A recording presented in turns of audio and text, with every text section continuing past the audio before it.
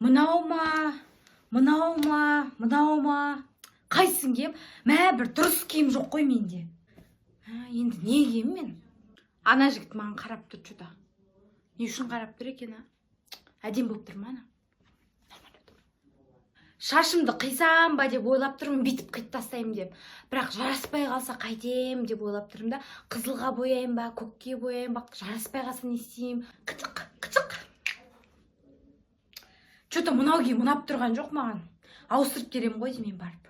Кеше мынау көйлекті алғам ғой 15 мыңға. Чөті ұнамай қалды маған. Не то болып тұрмын, не кішкене. Не то болып тұрмын. Шындарында айтыңдаршы, нормально болып тұрмын ба? Боянбасам нормально ба? Қыздармен қатты толып кеттім бар ғой. Қазір су диетасына отырып жатырмын ғой. Таңнан кешке дейін су ғана ішемін, мынандай болып арықтап жүрмін ғой. Сабақ басталғанша маған қысқы курткамды алуым керек, күздік сапогымды алуым керек, көктемдік курткамды алуым керек.